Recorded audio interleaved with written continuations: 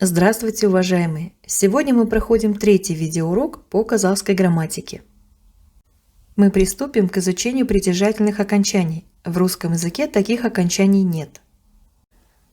Чтобы можно было легче понять эту тему, начнем с местоимений. В русском языке есть притяжательные местоимения, указывающие на принадлежность. Например, мой, твой, наш, ваш и так далее. В казахском языке притяжательных местоимений нет. Их роль выполняют личные местоимения в родительном падеже. Например, менің можно перевести как мой, моя, мое, мои. Біздің как наш, наша, наше, наши. Давайте для удобства в дальнейшем брать только первое слово, подразумевая и остальные. Менің, мой, біздің, наш. Перед вами таблица, в которой мы сравниваем личные и притяжательные местоимения в русском языке и личные местоимения в именительном и родительном падежах в казахском языке. В русском языке личные и притяжательные местоимения совсем не похожи по форме. Например, я, мой, мы, наш. А в казахском языке просто добавились окончания. Они выделены на ваших экранах красным цветом. Изменяет форму только местоимение ол в родительном падеже оның. Они выделены фиолетовым цветом. Прочитаем все личные местоимения в родительном падеже, обращая особое внимание на окончание. В единственном числе менің, мой, сенің, твой, сіздің, ваш, оның, его. Во множественном числе біздің, наш, сендердің, ваш, сіздердің, ваш в уважительной форме, олардың, их. А теперь перейдем непосредственно к притяжательным окончаниям. Ты чьих будешь? Чей холоп, спрашиваю? Извините, не удержалась. Обожаю Ивана Васильевича. Итак, царь-батюшка нежно интересуется, кому принадлежит товарищ Шпак. В русском языке мы могли бы ответить, например, мой холоп, твой холоп, его холоп.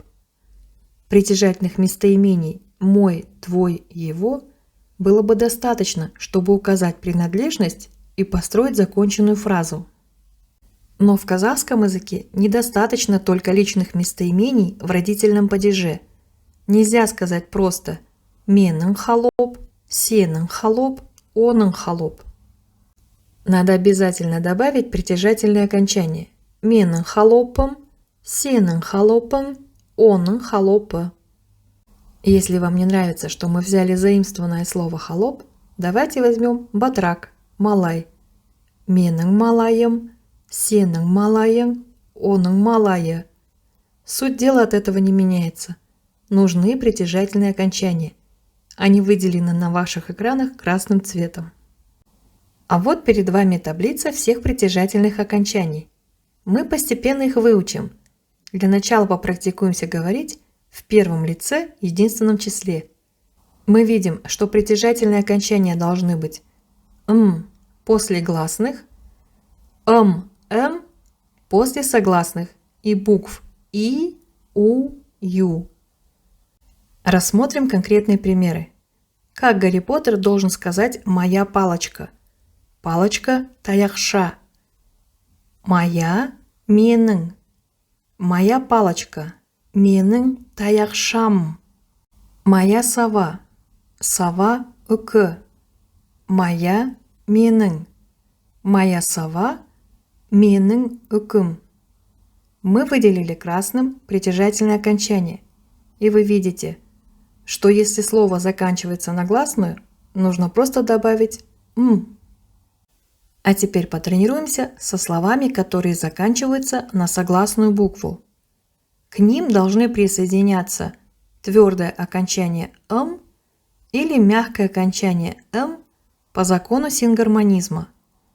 Но это еще не все. Если последняя буква глухая «п», «к» или «к», Под влиянием таких окончаний они превращаются в звонкие «б», «г», «г». Например, слово «ктеб» – «книга». Последняя гласная твердое «а». Присоединяем твердое окончание «м». «П» превращается в «б». Получается «моя книга» – «менің ктабым». Или, например, слово «мысық» – «кошка» или «кот». Последняя гласная твердое «ы». Присоединяем окончание «м». «К» превращается в «г». «Мой кот – менің мысығым», скажет Гермиона. А вот и Рон со своим питомцем. Крыса – егеу құйрық. Моя крыса – менің егеу құйрығым. А теперь посмотрим отрывки из фильма. Драко Малфой, будущий вражина, знакомится с Гарри Поттером. Я Малфой. Драко Малфой. Менің атым Малфой. Дрейко Малфой. Менің атым Малфой. Мое имя Малфой. Ат переводится имя. Менің атым – мое имя. Обращаем внимание на притяжательное окончание «м», с твердой гласной, конечно. Все по фэншую. Шучу. Все по закону сингармонизма, конечно. А вот Гарри Поттер с семейством Дурсли идет в зоопарк.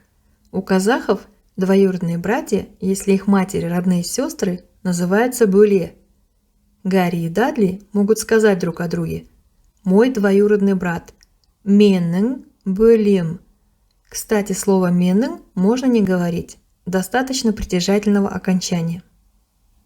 Дадли ведет себя очень грубо, и Гарри просит за него прощения у змеи.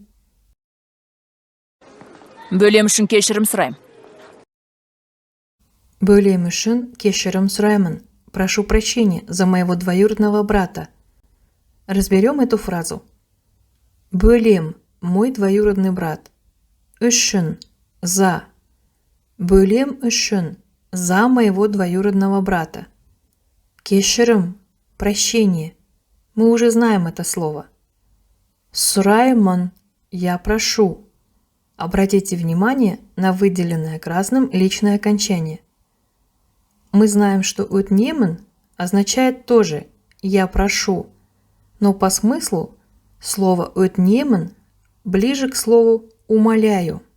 Бөлем үшін кешірім сұраймын.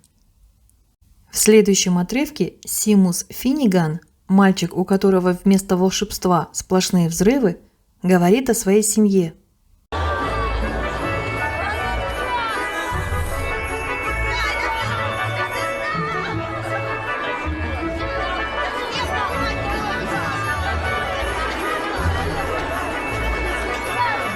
А я полюс. Мой папа магл, а мама колдунья. Для него это был шок, когда он узнал. Ал мен елуде елумін. Әкем магыл. Ал анам сиқыршы. Ал мен елуде елумін. Әкем магл, ал анам сиқыршы. А я 50 на 50. Мой папа магл, а моя мама волшебница. I'm half and half. В фильме на английском языке Симус говорит I am half and half. Я половинка и половинка. На русский язык это перевели, как мне кажется, ужасно. Я помесь. Рассмотрим, как это сказано на казахском языке. Ал мен елуде елумін. Елу переводится 50, имеется в виду 50%, половина. Де переводится и. Елуде елу. 50 и 50, если дословно.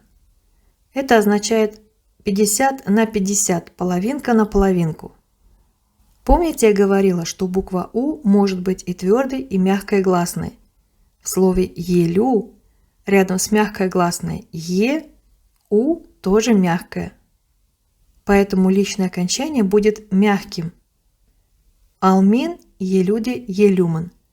Перед нами пример числительного с личным окончанием. Аке – папа. Добавим притяжательное окончание и получаем акем – мой папа. Она – мама. Добавим притяжательное окончание и получаем «анам», «моя мама». Аким магл, аланам сихарша. Мой папа магл, а моя мама волшебница. Надеюсь, на сегодняшнем занятии вы убедились, что притяжательные окончания – это не такая уж и сложная тема. У меня на сегодня все. До скорых встреч!